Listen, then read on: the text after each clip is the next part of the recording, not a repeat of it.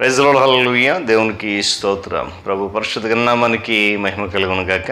క్రీస్తునందు ప్రియులారా, దేవుడు తన మహాకృపను బట్టి మరొక నూతన ఉదయకాలంలో వేకువనే ఆయన నామాన్ని స్తుతించగలిగేటువంటి చక్కటి శ్రేష్టమైన అవకాశం మనకి ఇచ్చిన విధానాన్ని బట్టి ప్రభు పరిశుద్ధ గణనామానికి మహిమ కలుగును గాక. క్రీస్తునందు ప్రియులైన దైవజనులు, స్నేహితులు, విశ్వాసులు, సహోదరులు ఈ కార్యక్రమాన్ని వీక్షిస్తున్న దేవుని బిడ్డలందరికీ మన ప్రభువును ప్రియ రక్షకుడైన యేసయ్య పరిశుద్ధ నామములో ఉదయకాలపు శుభములు తెలియజేస్తున్నాను. మీరంతా బాగున్నారా? చాలా సంతోషం. రండి, ఈ దినము కూడా ప్రేమతో ఆహ్వానిస్తూ ఉన్నాను.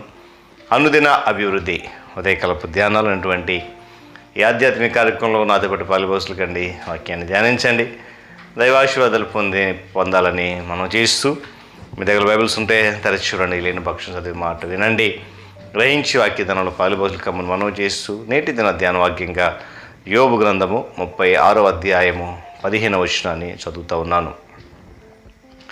శ్రమపడు వారిని వారికి కలిగిన శ్రమల వలన ఆయన విడిపించును, బాధ వలన వారిని విధేయులుగా చేయును. దేవుడు తన పరిశుద్ధ లేఖన మాటను మన కొరకు దీవించును గాక. తలలోంచి కళ్ళు మూసుకునండి, ప్రార్థన చేద్దాం. ప్రేమ కలిగిన మా తండ్రి, వందనాలు.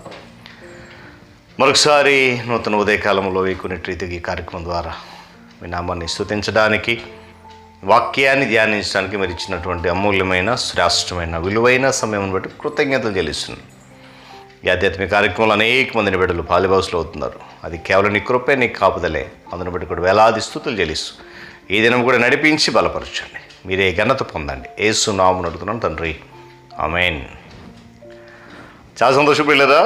చదువులేని వాక్య భాగంలో చక్కటి మాటను జ్ఞాపకం చేస్తున్నాను. బాధ వలన వారిని విధేయులుగా చేయరన్న మాట.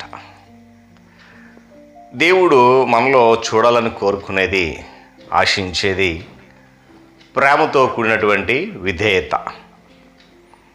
ప్రతి ఒక్కరు కూడా ప్రభు యొక్క ఆదేశాలకు విధేయత చూపాలని ఆయన ఆశిస్తున్నాడు. అసలు విధేయత అంటే ఏంటండి అని అడిగే క్రైస్తవులు లేకపోలేదు కదా. విధేయత అంటే లోబడాలి, మాట వినాలి, దేవుని పట్ల ఆసక్తి కలిగి ఉండాలి. వీరు దేవుని మనుష్యులు అని గుర్తుపట్టే విధంగా వారిలో ఉన్నటువంటి లేక మనము చూపించేటువంటి విధేయత మూలంగానే చాలామంది దేవుని వాక్కును గమనిస్తారు. దేవుని స్తోత్రం కలుగును గాక. చాలామంది ఏం చేస్తున్నారంటే దేవుని వాక్కు పట్ల విధేయతను వాయిదా వేస్తున్నారు. తర్వాత ఎన్నడూ కూడా విధేయత చూపించడానికి పూనుకోరు, కానీ దేవుని నుండి ఏదో ఒకటి ఆశిస్తూనే ఉంటారు.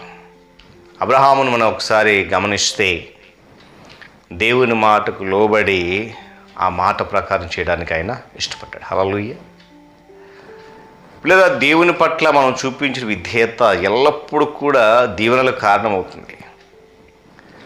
దేవుడు మన జీవితాల్లో చేసినటువంటి గొప్ప కార్యాలు, మనకి ఇచ్చినటువంటి వాగ్దానాలు, ఆశీర్వాదాలు అవి నెరవేరాలి, పొందుకోవాలంటే అది మన విధేయత మీద మాత్రమే ఆధారపడి ఉంటుంది. మనం కనుక విధేయత చూపిస్తూ ఉంటే లేక విధేయత కలిగి ఉంటే దేవుని యొక్క దీవెనలో మనపై ఉండి మనము ఆయన ప్రత్యేకమైన సొత్తుగా పిలువబడతామని దీని యొక్క వాక్యం చాలా స్పష్టంగా చెప్తుంది. ఈ కాలంలో విశ్వాసుల విషయంలో గమనిస్తే తీతుకు రాసిన పత్రిక 2:14 మీరు చదవని తర్వాత అక్కడ ఒక శ్రేష్టమైన మాట ఉంది. విధేయత కలిగిన బిడ్డల విషయమై దేవుడు చేసిన అద్భుతం. పేతురు పత్రికలు అంటాడు కదా, రాజులైన యాజక సమూహంగా ఉంటాం మనం విధేయత చూపిస్తే. ఈ రాజులేని యాజక సమూహం అనే మాట ఇశ్రాయేలుల విధానంలో వారి జీవితంలో అది పూర్తిగా నెరవేరలేదు. కారణం ఏంటో తెలుసా? వారు విధేయత చూపించడానికి బదులుగా అవిధేయత పరులు ఉన్నారు.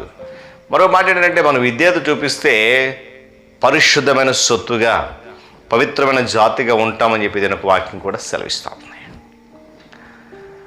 తనను నమ్మి తన మీద ఆధారపడి తన వైపు నడుస్తూ తనను వెంబడిస్తున్నటువంటి ప్రజలను సురక్షితంగా, నిర్భయంగా ఉండేలా చేయడంలో దేవునికి మాత్రమే సాధ్యమయ్యే పని. హల్లెలూయా. అందువలన మనం ఆయనకు విధేయత చూపిస్తూ ఉండాలి, విధేయులై జీవించాలి. హల్లెలూయా. దేవుని వాగ్దానం నెరవేరాలి అని అంటే నేను మళ్ళా చెప్తున్నాను, అది మన విధేయత మీద మాత్రమే ఆధారపడి ఉంటుంది. నీ దీవెన కావాలా, ఆశీర్వాదం కావాలా, ఆయన కనికరం, ఆయన కృప కావాలా, విధేయత చూపించు, లోబడు ఆయనకి.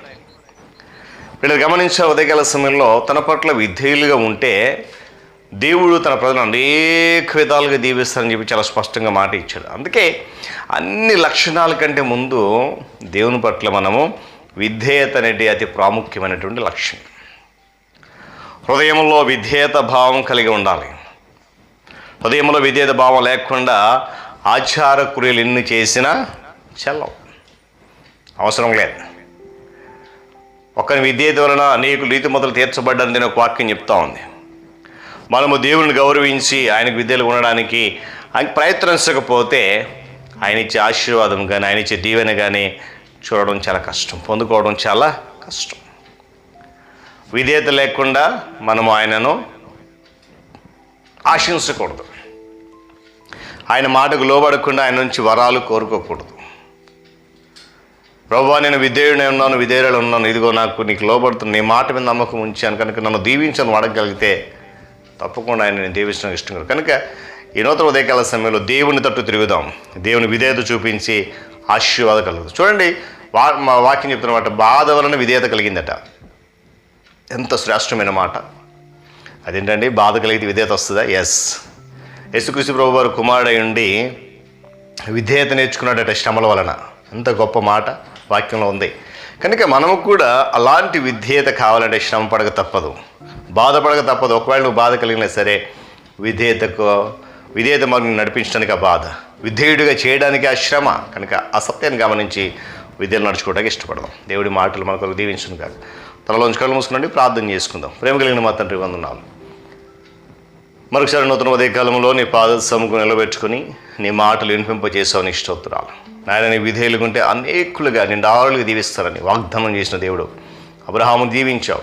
ఇశ్రాయేలు ప్రజలు విధేయత చూపలేదు కనుక ఆ దేవుని కోల్పోయారు. ఈ నేటి విశ్వాసులు ఉన్న మేము ఈ మాట ద్వారా మమ్మల్ని మేము ఒక్కసారి పరిశీలన చేసుకుని విధేయులై మీరు ఇచ్చేటువంటి దీవెన ఆశీర్వాదాలు పొందుకోవడానికి కృప చూపించమని, ఈ ఆధ్యాత్మిక కార్యక్రమాన్ని మీరు మరింతగా బలపరిచి ఘనత పొందమని యేసే పరిశుద్ధ నామములో ప్రార్థన అడుగుతున్నాం తండ్రి. ఆమేన్.